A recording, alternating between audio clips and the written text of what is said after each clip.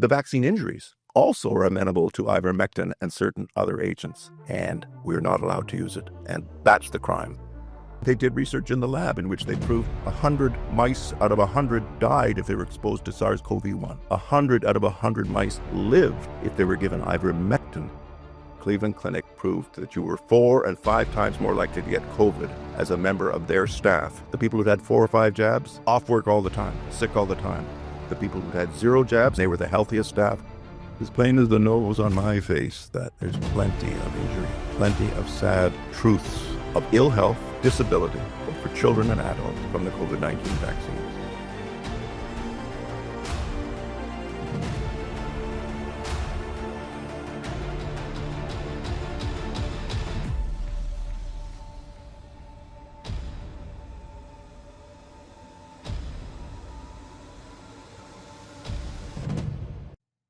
Hello, everybody. Thank you for joining us here today. We have Dr. Chris Shoemaker with the interview here in Burlington, Ontario, to have an in-depth conversation about Sean Hartman, the path that has been laid out before us, the journey that we're on to get answers for Sean, and the trauma that a lot of us have been dealing with as we go ahead and do this.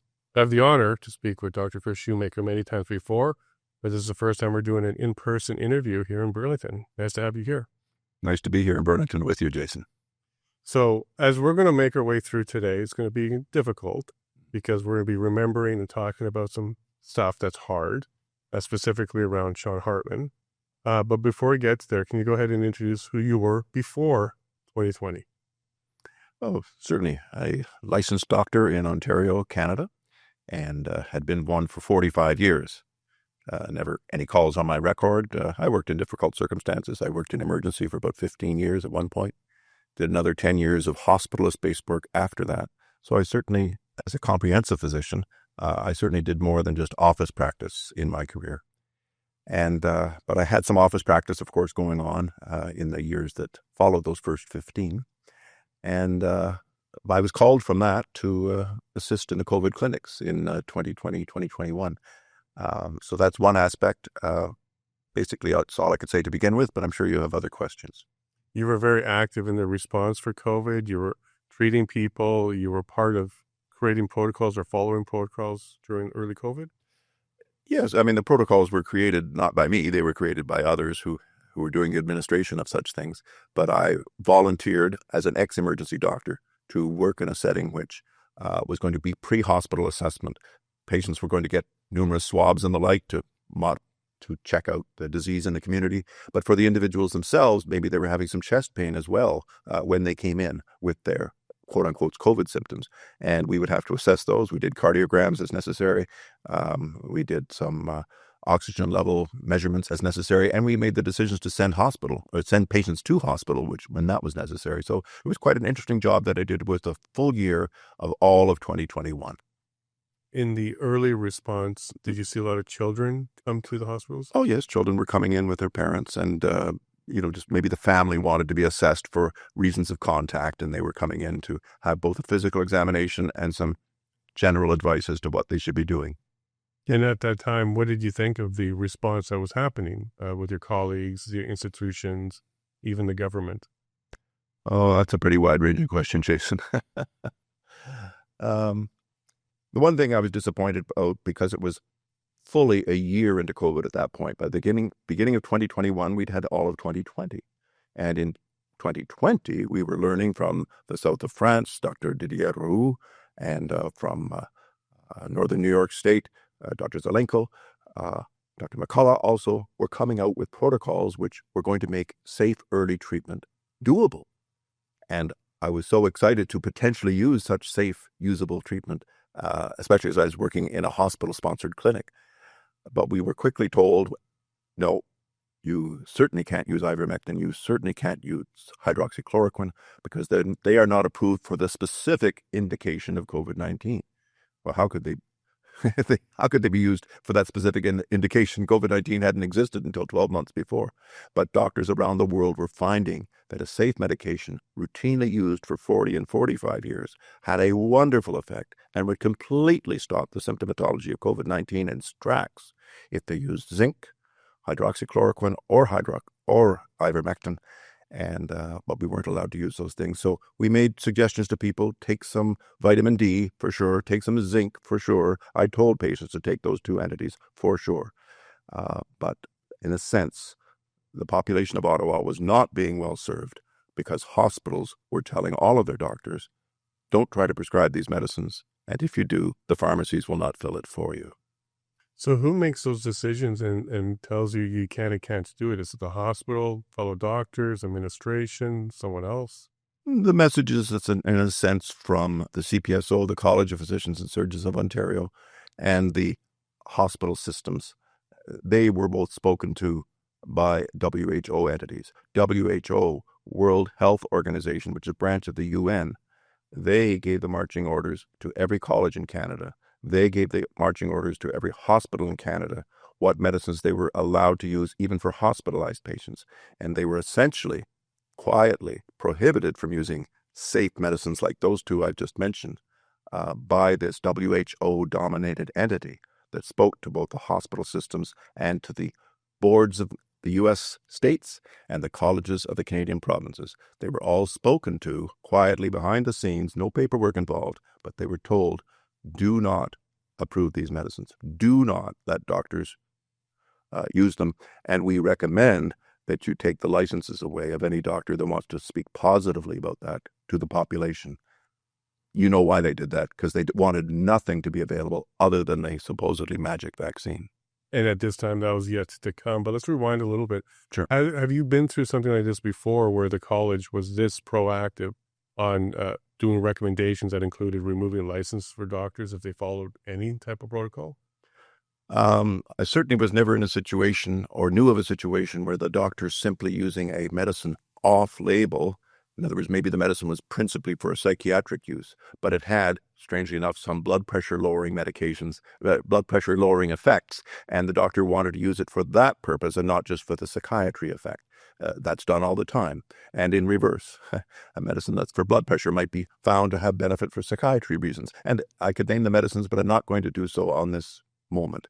But the bottom line is, you are allowed to use medicines off-label if, in the opinion of both the patient and the doctor, the dosage is in the normal range, a healthy range that's approved by Health Canada, that's in the compendium of medications for the entire province. And if the doctor wants to use it for a condition that it's not said to be for, the doctor, within his ethics and within his knowledge, and especially this new circumstance where two medicines that have been used for 35 and 40 years safely for humanity, that they couldn't be utilized or tried when many, many other countries were doing it, that was an insult to the intelligence of Canadian doctors, and that was of damage to the health of Canadian citizens. So that's what you mean when you say off-label. So it's used for a purpose other than what the label says it's for. Yeah, I mean, Benadryl, for example, can have a number of usages, various usages, and any medicine can have various uses, but not every one of them is mentioned as it's useful for this specific indication. But as a physician, you are allowed, you are given the latitude normally. So you asked the question at the beginning of this section, had you ever heard of colleges dissuading from doctors from using off-label medicines? I would say virtually never, as long as it was a true, legitimate, approved medicine that had dosage ranges that were understood by society, and the doctor stayed within those dosage ranges. They would never be criticized for making such a choice for their patient. And Not until COVID-19. right. And these wouldn't be considered experimental. These were already proven for some purpose, but did find or sometimes were used for a different purpose. Yes, and to pick ivermectin in particular, it had a known purpose in preventing river blindness in African populations in which that was a possibility. But closer to home, it had been approved for 30 years to treat normal standard scabies in the scalp of a child. So a 12-year-old child could take ivermectin for scabies, and their parents could get the doctor to use it for that purpose. That had become on-label. You see, it had become on-label that it was okay to use and precisely used for scabies. But there was a medicine that had been used for 30 years or more in children, in babies, and in adults to help them if they had head lice. And now that same message and that same dosage, even though it was proving wonderful in Pakistan and wonderful in parts of Brazil and wonderful in certain certain small European countries that were trying it. But in terms of the West, in a general sense, we were declining it. We were declining the chance to use this life-saving medication. And we were declining to use it for 2, 3, 4, and now it's 5 years here in Canada. 5 years in, we are still not allowing our doctors and pharmacists to make this easily and readily available to people. And it's a crime because the vaccine injuries also are amenable to ivermectin and certain other agents. And we're not allowed to use it. And that's the crime. Wow. So another term for the COVID was SARS-CoV-2. SARS-CoV-2, yep. That means there was a SARS-CoV-1. And this is something Canada had some dealings with. Do you remember that time?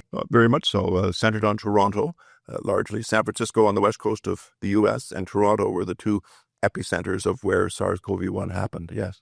Any intervention by the colleges for that? Not really. I mean, the doctors were allowed to treat a viral pneumonia with whatever they chose. I don't believe that ivermectin was being proposed then, because the studies and the research to prove ivermectin's utility only happened after SARS-CoV-1. Because of SARS-CoV-1, massive amounts of investigations went on in the U.S. and Europe as to what would be the proper medicines if a similar COVID-type virus came. And they did research in the lab in which they proved 100 mice out of 100 died if they were exposed to SARS-CoV-1. 100 out of 100 mice lived if they were given ivermectin in the day that they got exposed to the SARS-CoV-1. So you have 100% utility, 100% safety in the animal studies to use ivermectin against a SARS-CoV-type virus. And it was quashed. It was hidden. It was to be not spoken of once SARS-CoV-2 came to us, even though all the research had been done.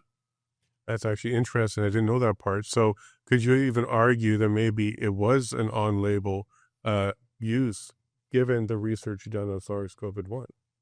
Perhaps not fully to on-label, because I don't think they officially went to human studies, because in a sense they felt they didn't need to go to human studies. The human study was that humans had already been using it for 30 years for other conditions, so they knew it was perfectly safe for humans. But the step to precisely make it available for a COVID virus hadn't officially been put into a typed monograph. So because it wasn't officially in a typed monograph, even though the studies had been done, you could say it was still off-label. Okay. Now, in full disclosure, you are vaccinated with the first 2 vaccines, so the first 2 doses? Whatever was available in 2021, sadly, because I was underinformed at that point, I didn't learn what I learned and can talk to the audience about today until January of 2022. So throughout 2020 and 2021, I knew that the right medicines weren't being made available, but I did not know of the toxicity of the vaccines. I only learned of the toxicity of the vaccines 1 month after I'd taken my 2 jabs. So what was the common information provided at that time that led you to be at least comfortable to go ahead and take the first 2? Or was it more pressure in order to keep working? Let's just say that like all of us being pressured and all of us being given secondary pressures on us, I wasn't having a job taken away from me, per se. But you know what it was like. Couldn't get on a plane, couldn't go to a restaurant, couldn't blow your nose in public if you hadn't had the jab. And we were being told by eminent scientists like Justin Trudeau that that was perfectly safe for everyone, and everyone who was not taking it was putting other people at risk. Unfortunately, he hadn't done the real science. Unfortunately, he didn't realize what we all know now, is that the more jabs you get, the more prone to get COVID you are. And a study out of the Cleveland Clinic, which showed in December of 2022, but I didn't know of this research till the end of 2023 when it was fully published. But by the end of 2022, the Cleveland Clinic proved that you were 4 and 5 times more likely to get COVID as a member of their staff, and they have 50,000 staff at the Cleveland hospital system. And they were the sickest. The people who'd had 4 or 5 jabs, off work all the time, sick all the time, other diseases of multiple natures. The people who'd had 0 jabs, and there were 8,000 people working for the Cleveland Clinic that chose not to get jabbed, and they weren't mandated in the US of A to have to have that. And they were the healthiest staff. They were the working the longest. Their families had the least issues, and their health was the best, and they got the least COVID. Wow. That proof was enough for me to do a lot of talking once I got into early 2023. Okay, but you did start talking in early 2022. So January 2022 is when you started to learn that, not necessarily what was the consequences, but that something wasn't quite right. I for sure knew that something wasn't quite right. And I for sure knew that the truckers, and that's why I stood up with a sign that said MDs for truckers. And I was a physician from Ontario, Ottawa, Canada, that went down to where I wasn't on the official speakers list, but I brought this little sign, and some people noticed it, and they said, look, we've got a bunch of doctors who are speaking on these topics. Would you like to come down tomorrow and meet some of them and perhaps speak with them as well? And it just worked out from that sense. You felt a bit of a calling to go out to Ottawa? Something compelled you to go? Yeah, I mean, there was the visual of it. I'd watched thousands and thousands, tens of thousands of Canadians waving from bridges stating, we're in support of what the truckers are doing. We're so excited that they're going to do something about what we're being mandated to do. And some of us are extremely frightened about it. And we were so in favor of this. And it was mainstream Canadians from all walks of life and of all ages who were supporting it. So when the trucks were coming into Ottawa, and I lived in Ottawa, well, I wasn't about to not go down and support them. So I did, and I do to this day. They knew more. They knew more about the potential risks to their bodies, that the breadwinner in that family might be lost if that breadwinner took the jab. And so they were opposing it, and they were right to oppose it. They did it in a very free, polite, joyous manner. They brought scientists with them, 3 eminent scientists, Dr. Byron Bridle, Dr. Paul Alexander, and Dr. Roger Hodkinson. The 3 of them together were the 3 medical heroes of the trucker movement. I was just the walk-on from the side, the general practitioner from the West End of Ottawa, who was learning from these giants in science what the deal was. And you know what? The government didn't accept the invitation to come down and have the debate with Dr. Bridle, have the debate with Drs.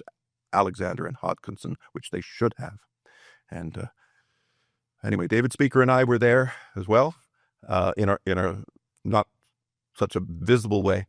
And I'm so glad that you're interviewing both David and myself here today. But you gave your first speech, was on stage in Ottawa? Yeah, I gave 3 speeches, 3 separate weekends.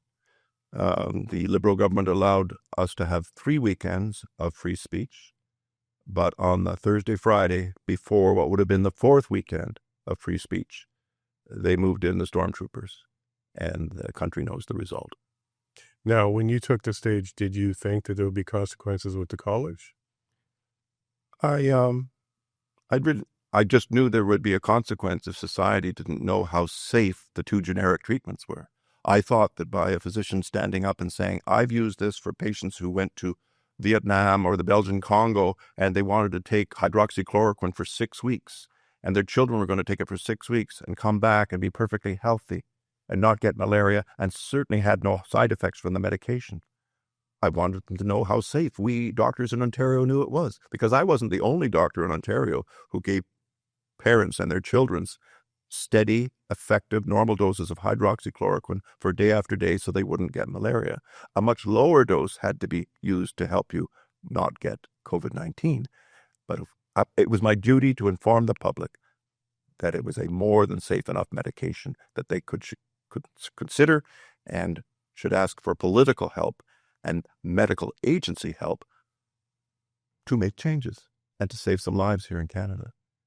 The death rate in Canada would have been 85 to 90% at the most of what it was. So instead of losing 50,000 people to quote-unquote death from COVID-19, it would have been 4,000 or 5,000. 45,000 lives would have been saved from the simple act of, in 2020 and 2021, allowing use of hydroxychloroquine and ivermectin. When was the first consequence for you with the college? Did they send you a letter? What happened? Yeah, I got a letter in February saying that there was someone who heard my speech in Ottawa and was concerned that I was speaking of my comfort of these medicines that have been used for 40 years. And they weren't my patient. I didn't advise this person. I was just speaking in general to the public. But anyway, that got reported to the college, and after that, I was on their radar. And of course, they would have seen some other things that I would have said, trying to protect Canadians. Do you continue to speak after the convoy was disbanded Yep. in February 2022. Yeah. And then what happened? Did they send you another letter? Did they give you like a cease and desist? Did they want to send you through some training? What happened at that point? Oh, there's 3 or 4 letters, and certainly it reached a point in around May of that year, a time, by the way, in which I was beginning to report that in the United Kingdom, the children who were unvaxxed in a study for safety had their normal low death rate. And the children who were being vaxxed with 1, 2, and even a third jab, and this was all on an experimental basis, and before it was going to be given to children worldwide. And by September of 2022, I want to get the dates right here. No, it was by September of 2021 that the study being done in the United Kingdom was complete.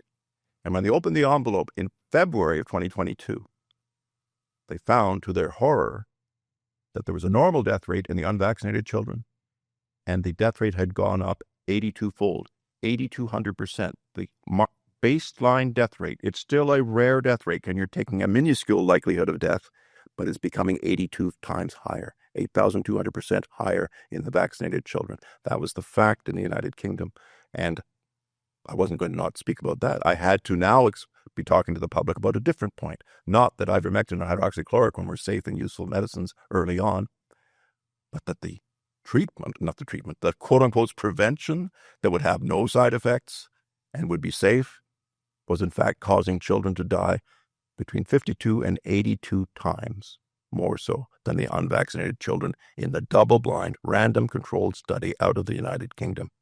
It was, I mean, what could I do but speak about it? I was going to not change what I had to do. Lives were at stake, and I was not going to fail in my duty to speak that there were some risks, that there certainly shouldn't be a mandate, that there was no rationale for a mandate, and especially not for children. And we know so much more now. 2.5 years later, every scientist around the world knows that what I'm saying is actually the truth. Now, ultimately, you lost your license? They took them 2.5 years. There was a suspension in January of 2023. That suspension remained active throughout the 1.5 to 2 years. Sorry, I should say January 2022 that was suspended. In any case, if I've got the dates wrong, I apologize. I'm just scanning back in time. Let me think about it and just get it correct. Yes, I'd spoken vigorously in 2022 throughout. And in January the 4th of 2023 is when the suspension of my license existed. And so for 2 years now, it became fully suspended, and eventually actually a forced retirement occurred. A forced retirement was agreed to, but only after a great deal of legal stress and pain and true sadness in my own self. But I'm still doing my honorable thing, so I'll take the bullet. So Sean Hartman, that's a name you've heard before and pretty early. You want to take us through when you first learned about Sean Hartman? I first learned of Sean Hartman on the same day that I went down with my sign to the truckers' rally. And by total coincidence, family members and friends of Mr. Dan Hartman came to tell the story of Sean. Dan was still in terrible pain from the fact that his son had died in just September, October of 2021. So when we were there in January of 2022, he was in too much pain and come down and tell his story at that point, and he did not do so. But there was a picture of Sean. There was 2 or 3 wonderful people who gave the full story, Chris Vandenboss among others. And so I heard that story literally in the 15 minutes before it was my turn to go up and give my spontaneous first speech on the trucker convoy stage. And I was touched by that speech. I had my own things to say. I said them over 15 minutes or so. But yes, I learned about Sean Hartman and his sad and early death as a 17-year-old child because he took a single Pfizer jab, became sick in the 3 days after the single Pfizer jab, and was dead within 30 days of that from one jab of Pfizer affecting his heart.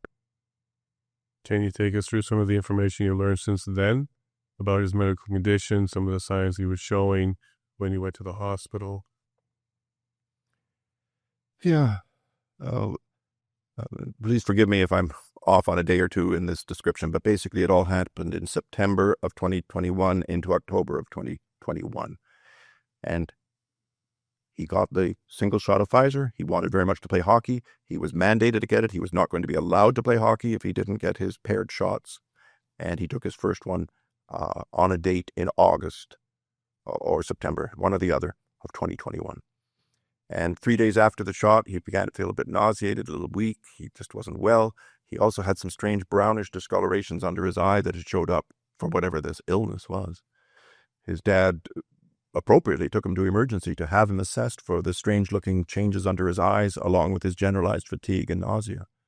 And they just gave him some Tylenol, maybe advised him to take some Gravol, did no blood tests, and ignored the brownish discoloration out of the child's eyes. The family thought he was gradually improving from that. The brownishness went away after 3 weeks or so. But then suddenly, in the middle of the night, 5 a.m., his heart stopped. Like so many hearts have stopped in children, either during athletics or in their sleep. Those are the two commonest times that happen. In sleep, early hours, because of adrenaline surge that naturally occurs in your body, adrenaline and cortisol changes around 4 or 5 in the morning, is a stress on your heart. And if your heart has a damage to it, that's the time it might stop in a child or adult, is during sleep at around that time, 4 or 5 a.m. And it happened to Sean. And there's been pathological tests done since then that proved that he had spike in his adrenal glands. Absolutely proved it. And harm where the body was attacking those adrenal glands and causing the adrenal glands to be a combination of working too hard, which could then stop the heart or send an adrenaline surge to the heart so the heart would stop. And the other thing it could do is just create the opposite. It create a low blood pressure effect. So your blood pressure could go high or low. And it was all the danger that could occur, did occur to him. And he was lost to his family. And his life was shortened at age 17 because of a single Pfizer jab to his body. Do you know the results of the autopsy report and some of the conclusions made there, or lack of conclusion? I can't speak any more than what the things I've just mentioned. I don't even know if they did biopsy his heart. You'd have Dr. Cole did a very excellent job for Sean Hartman and for Dan Hartman. And but the one organ that showed the specific damage was the adrenal. But there was no comments that I saw of actually the same tissue staining being done in either brain or heart. So it either wasn't done or wasn't allowed to be done, or the tissues only were limited tissues that were available. But of the limited tissues that were available, clear and evident immunologic attack against his own body had been generated into the adrenal gland by the presence of spike and by the presence of mRNA in Sean Hartman's adrenal glands. What's myocarditis and pericarditis? Well, that's inflammation of the heart. That's when the attack of the body is going against another tissue, your heart. And this was never an infectious myocarditis. Infection myocarditis occurs only once in a million people per year, like crazy rare. This is an inflammatory myocarditis where your body thinks that your heart isn't your heart, and it's sending attack lymphocytes, CD4 killer lymphocytes as they're called, and CD8 killer lymphocytes, whose job is to kill things that shouldn't be in your body. And when your body thinks that your heart cells are filled with a foreign spike material and filled with foreign DNA, foreign RNA material for sure, and even with elements of foreign DNA inside your own heart muscle, the body attacks it, inflames, and destroys the muscle either slightly or majorly. For many people, it's just slight, and they feel fine still after 4 or 5 years even of the jab.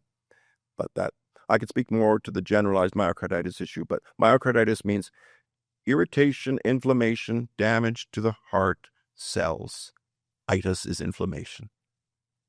Pericarditis is the pericardium, the surface lining of the heart, getting that same inflammatory effect. But the thing that they have in common is the effect is coming from your healthy immune system, knowing that it has to attack stuff that is not you. It's not your DNA, it's not your RNA, it's not human spike. So it does what the immune system thinks it has to do. get it to kick it out. If you have a heart transplant put into you and it's someone else's heart, if they didn't suppress the entire immune system post-operatively, your heart would fail the transplant within 10 days. You'd have a deceased heart within you, and they've gone to all the trouble of putting into you. And the only thing that protects you from not dying of the transplanted kidney or the transplanted heart that's put into you is that your entire immune system has to be put to sleep from very sophisticated chemicals and steroids and other measures that put your immune system to sleep so you won't reject that kidney or that heart when it's been transplanted into you. When instead, it's a vaccine, a non-vaccine really, but the toxicity of foreign spike, foreign RNA, and foreign DNA going into those same organs, it's the same message. Not your heart, not your kidney, and the body, which is not being suppressed by immunosuppressants, because of course they're not giving immunosuppressants to a person who just got a jab in their arm. They don't think of it as a heart transplant. They don't think of it as a kidney transplant. But it's effectively, the body thinks it's been a kidney or an ovary or a testicle or a brain or a heart transplant, and goes and creates various levels of inflammation in those structures. If the inflammations are subtle, it's just like a brain fog. If it's subtle, it's just a mild kidney inflammation that doesn't go too badly. But if it's a heavy dose with a strong immune response, those are the people who sadly are in their graves already, as was Sean. Now, Dan, he's looking for answers for Sean. So that seems to be what he's searching for. And he's doing this by a lawsuit. So he filed a lawsuit against the government of Canada and Pfizer. Without getting to the legal side of things, what are your thoughts about his desire to search for answers to what possibly or did ultimately take his son? Well, I think Dan is a grieving father, understandably, wants every stone overturned and turned over so that other children would not suffer the same fate.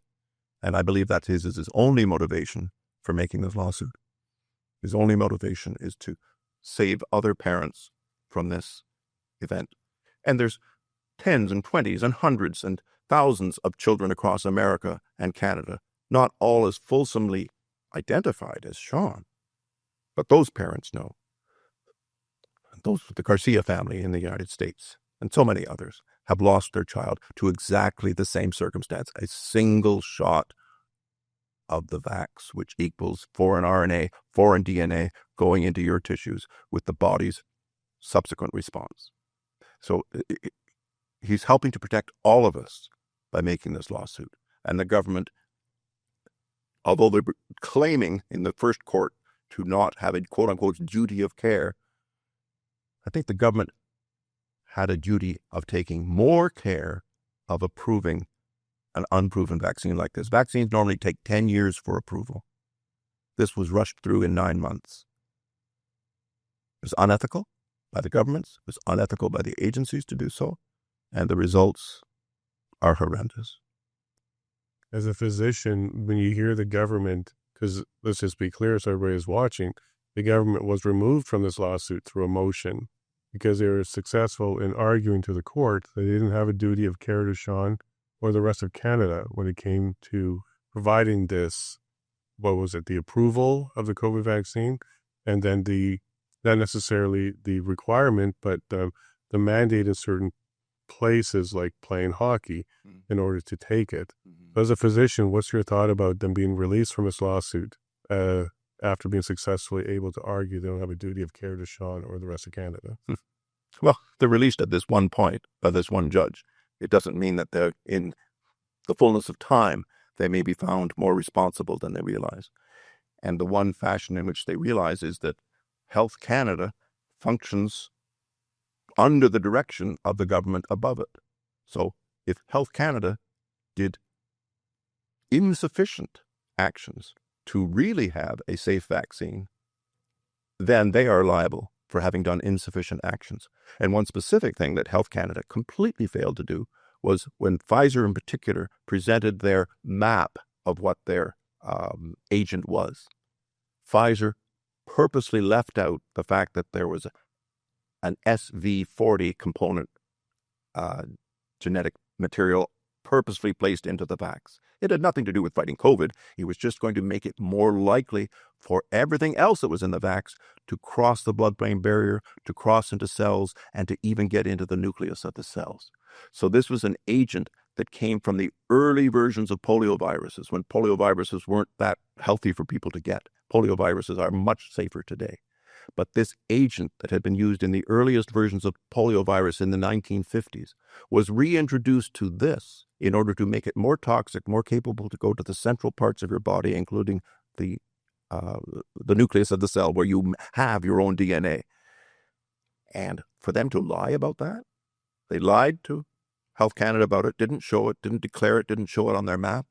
And then when wonderful scientists like Dr. Shoemaker and others found that this was in there, both Pfizer and the government had to react.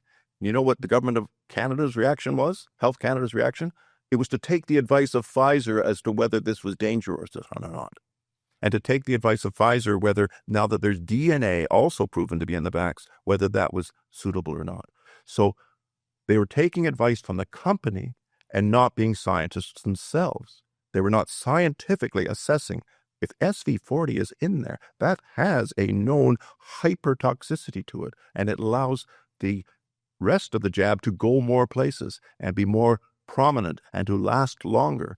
And to, among other things, SV40 is a cancer-promoting agent. It promotes cancer within people that it exists. It has an effect on something called the P53 cascade, and whether P53 is strong enough to protect you or not in your body systems against early cancers. So, do I think the government has not heard the last of this? Every government around the world has not heard the last of this because they've accepted fraudulent data from Pfizer and others. And people are playing with their lives. People are deceased all over Canada, all over the world right now, of a term that we'd never even used in medicine 10 years ago. The term turbo cancer was not used because cancer has a predictable pace. You find it at a certain point, and perhaps everyone knows it's going to take 3 or 4 years to migrate through from stage 2 to perhaps their decease in 3 or 4 years. Now that same stage 2, within a month, becomes stage 4. And within another month, the patient is deceased. This turbo speed of cancer progression never existed, virtually never. And now it exists in massive numbers, in massive population groupings, 30-year-olds, teenagers, 50-year-olds, getting diseases and cancers that really even shouldn't be happen to their 70s, but they're happening at terribly young ages. So I'm being a little bit all over the place here, and I apologize for that. But I just wanted to say that neither the agencies like Health Canada nor the government of Canada, which allowed too fast of an approval, are off the hook because they should not be. Yeah, time will tell on that particular portion of it. Now, when Pfizer first provided the information to the government for their initial approvals, was SV40 found at that time? Or even on the label or provided by Pfizer in any way as one of the ingredients that could be found in there? It was only found after 6 months in usage. It was found because of diligent research by diligent researchers. But the reason it wasn't found is that they lied. They out and out lied. They falsified the map of what was in it. They didn't include it, even though they knew it was there. So it was their lie. But the government of Canada's mistake and the government of the United States' mistake was once it was put under their nose that this was there, it was a falsehood to not tell the public. It was a falsehood to not tell the public there's an increased genetic and cancer risk because of what we've just learned now 6 months into the program. Well, we're 46 or more months into the program right now. So there's 40 months of time that could easily, the public have been told, we've made more than a small mistake here, and we're backing off, and we're going to hold off on using any of these agents because we now have learned of our mistake. So call it a mistake if you must, but for goodness sakes, start calling it a mistake because that's what it was. The benefit of hindsight, is it fair to say that we're learning these things after the fact, or did some people know about it back then? Other than what I've said already, I can't say any more than what I've said, Jason. But yes, there was knowledge on a lot of levels. to take a different point, which is not so much what's in the vaccine and whether there's SV40 or not. Let's skip that one for the moment. But just early signs of death. They pulled away the MERS virus and the earlier SARS-type viruses when they tried vaccines on them, and they got 5 deaths. The MERS vaccine or the swine flu vaccine, either of those two were pulled when there were 5 deaths worldwide. 5 deaths in all of the world. This one, in the first 30 to 60 days, had 1,200 confirmed, immediate, rapid after injection deaths. 1,200 in the United States alone. 1,200 deceased people. If this was 1977 and the swine flu, you're going to pull it. This is clearly causing immediate harm to those who receive it. We must pull it. They did the opposite of pulling it. They invented new science to pretend that it wasn't as dangerous as it was, and they didn't pull it.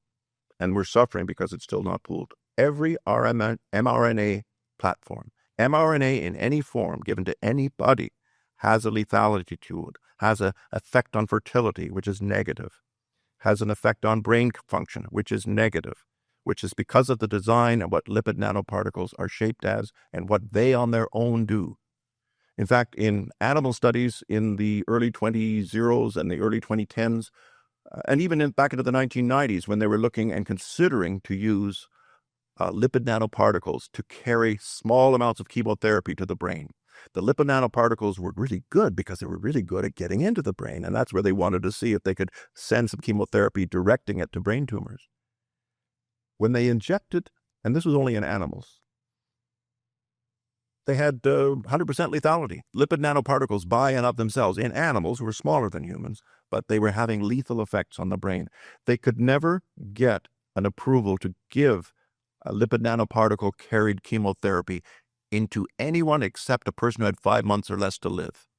So back in the 20s, certain patients who knew they were going to die within 5 months were given permission to be part of the study to see if it was beneficial and to see it was safe. I can't say numbers that happened there. I'm sure some people's lived and many people died because that's not surprising. They were going to die of their brain tumor within 5 months.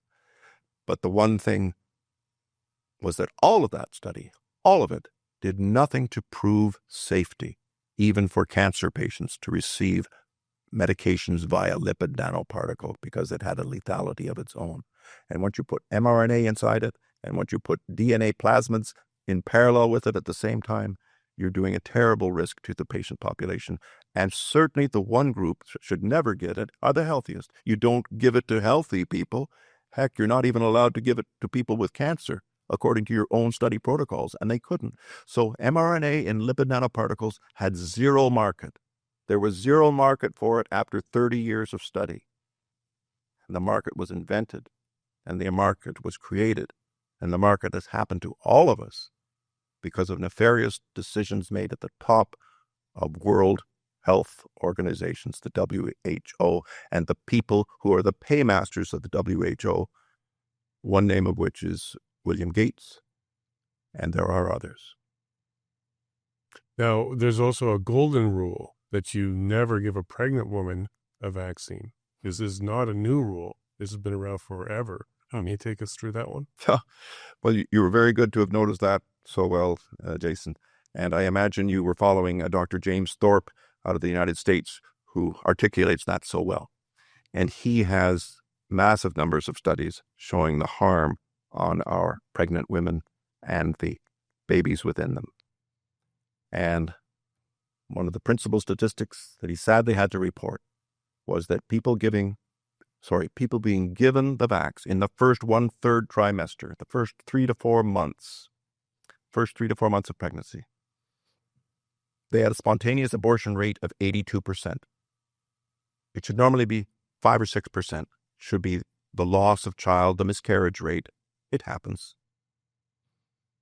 But to go from 5% to 82%, and Dr. Thorpe has the numbers, and he's an astute, articulate, careful scientist, and he's been reporting these numbers recently into certain Senate and other circumstances. And And so, as he said, there's a reason that we never gave a vaccine of any kind to a pregnant woman. It would probably have a deleterious effect to the developing immune system of the child within her. And therefore, for that reason alone, it should never be given. But this one had an added effect because of the clotting effect it would have, and clotting into the arteries that serve the baby, and the fact that it would go directly to the baby's brain, which no other vaccine does. All the other vaccines, where the golden rule was don't give them either, but this vaccine had the added element of being able to go to the baby's brains.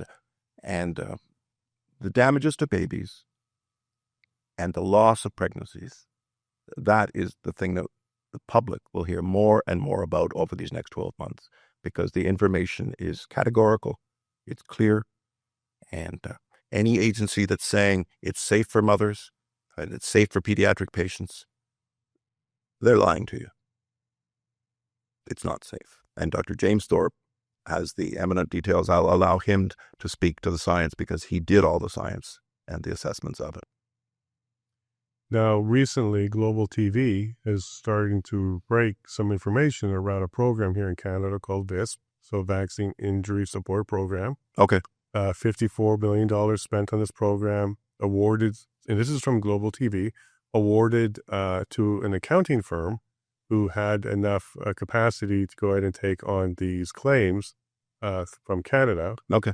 Coming out of this research and reporting from Global TV is this particular program has overwhelmed the accounting firm. They don't have any medical experience, and a lot of people are being denied, or they drop out of the program because they're not making any progress. Now, Dan Hartman has applied to this program as he's lost his son, and he believes that was through a vaccine injury. Yes. But this is a bit of an omission from the Canadian government that vaccine injuries happen. They're funding this program, and this program is currently overwhelmed. Are you familiar with this program and some of the people who've tried to seek compensation from it and support for their injury?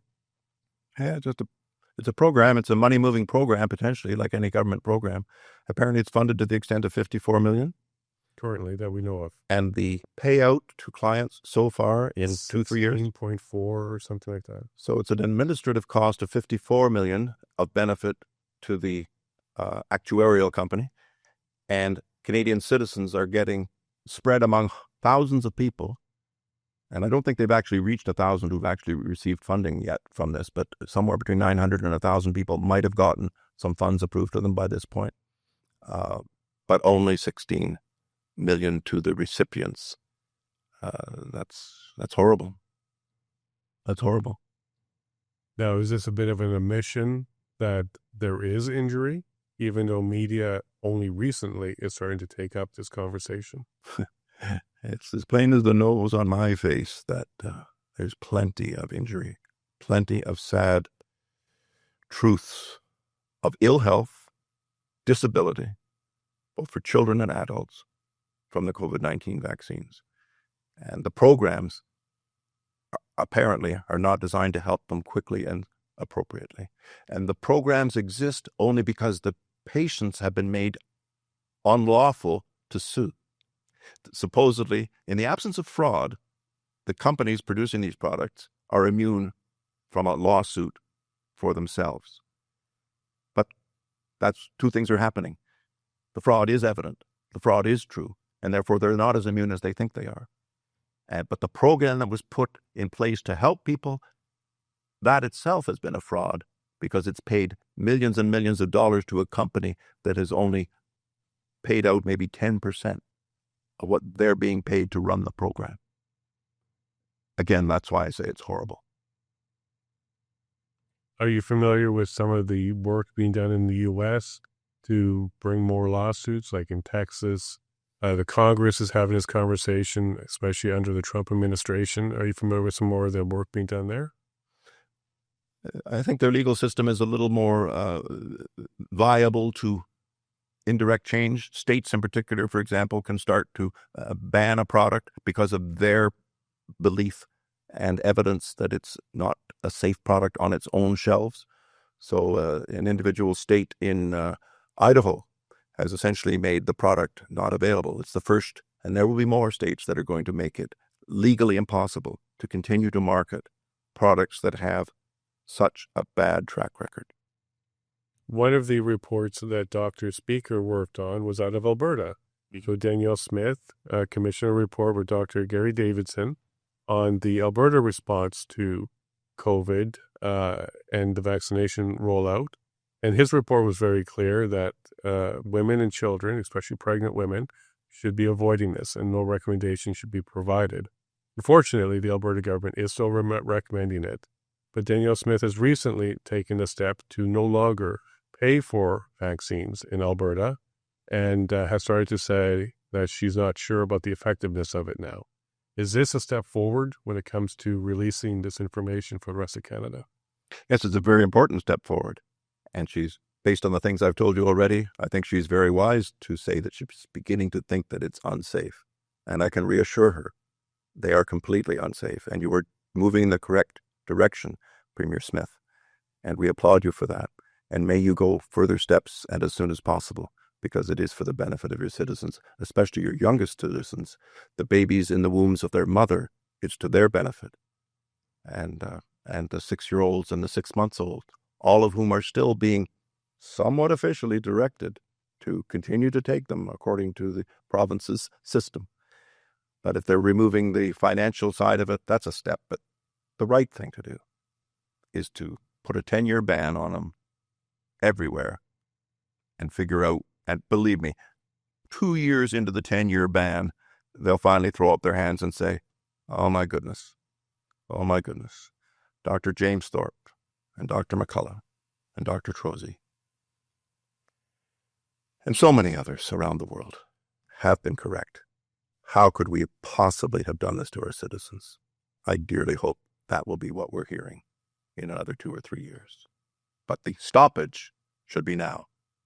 There should be no mRNA given to anyone because it's always mRNA with DNA. They never talk about the DNA bits that also go in with it, but they do. And since that's the design, and you're getting DNA of certain legitimate lengths that are capable to be transcribed and produce, people get spike right now, is still coming out in their blood 3 and 4 years afterwards. If it was only mRNA, you would not have spike still in your blood after vaccines that were 3 and 4 years ago.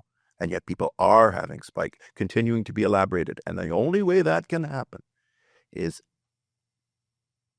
functional DNA is proposing and making new mRNA within the body that is identical to the mRNA that was put in the beginning.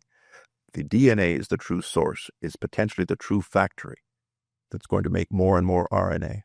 And that's the only thing that would allow spike to continue to be in your body 2 and 3 years later. So it's more than enough information to do what I am just saying. Please stop. Just stop for now. Stop for now. Continue to study for now. Be open to what's safe or not safe.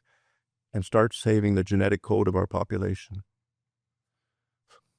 Last thought was that Slovakia has admitted through a commissioner that the fertility rate in Slovakia is down some 30 to 40% from where it should be.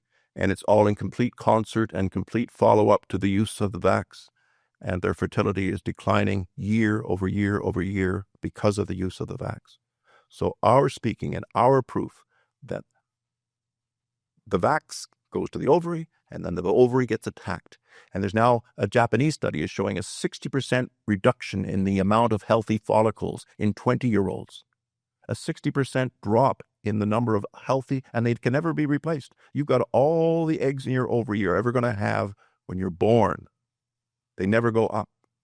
And so for you to lose 60%, courtesy of what I explained about 25 minutes ago in our chat, the continued necessity of the body to attack tissue that they know is not of you. And that's why eggs are being destroyed in the ovaries of people, and that's why heart cells are being destroyed in the chests of 17-year-olds like Sean Hartman. Several months on my show, shortly after Injection of Truth 2, where you spoke at, Yes. you made a call out to Danielle Smith and you spoke directly to her. Maybe she heard that. I don't know. Could you provide one for Doug Ford, Premier Doug Ford? Well, Premier Ford, I do live in Ontario. I'm in Burlington, Ontario right now. I'm as concerned about the citizens of Ontario as I am of any province in our country. And so I would come to your office anytime to present the data that I base my strong opinions on. I don't just have strong opinions. I have strong opinions because I've read very, very serious science around the world, which is being more and more, and tragically more informative of the risks of these jabs. So I would welcome your bringing me that material to you. I would do so any day. I'll be spending some time with Dan Hartman in the coming days. Okay. I'll be recording some things with him as well. Do you have a message for Dan Hartman on his fight as he's taken on Pfizer? Because the lawsuit is continuing against Pfizer. The Canadian government has been removed from it, but the lawsuit against Pfizer continues. And I believe it's the first in North America to go ahead and sue Pfizer for a loss of life. Have any messages for Dan on his journey? Well, the court has at least given him permission, and his lawyer permission, to continue. That they could have quashed even the case against Pfizer, right? But they haven't quashed it. They said, we will hear it. So my main message would be, all of Canada thanks you, Dan, for you being brave enough to take the injuries and the comments where people so vociferously give you a hard time of just trying to protect the memory of your son and the truth of why he died. You are brave for doing that. I'm as affected today as I was on that cold, wintry day on the stage in Ottawa when I learned about your story for the first time. At that point, your son would have been 17 and a bit, but he was no longer. So now he's not 21 and a bit, which he should be right now, and going to university. But he can't. And it's because of the jab. A jab that never had proper, true scientific approvals. It was approved as an EUA, I think, what the right term in any case is. It's an experimental approval. And that's because it was a military countermeasure. U.S. military, which helped to design this product. They had their hands in this as well. And the safety was never proven, and the safety is non-existent, and the approvals are irrelevant because they're based on fraudulent data. So if everything's fraudulent and the damages are so real, what more can I say to Dan or to anyone? Keep up the fight, Dan. We honor you for doing it. Thank you for your time today. Thank you for coming to Burlington to share these messages, and they're very powerful messages, Dr. Shoemaker. I'm honored to have had the time to speak with you in person today, and also over the years of getting to know you. Your messages haven't changed. They've been very steady and very consistent. Yeah. They've been warnings, and they've been rooted in information that you research and share with us, from a winter stage in Ottawa to today here in Burlington. You've been a man of integrity and honor, and I really appreciate you taking the time today. Well, Jason, we often hug, but here's a handshake. Such an honor to be with you and what you're doing. Thank you. God bless you. Thank you. Time will heal all, but truth will also stand up to the test of time. We've been talking about this for several years now. We've had channels deleted. We've had licenses revoked and suspensions invoked. We've been talking all over Canada, the U.S. about this, and now we're getting premiers who are stepping forward and taking stands, and these conversations will continue regardless of the consequences. Whether it's a freezing day in Ottawa or a warm day here in Burlington, these conversations need to continue. So thank you very much for your time today, Dr. Shoemaker. Thank you to everybody watching, and make sure you share this out, subscribe, and even join to help support independent programming and journalism. God bless.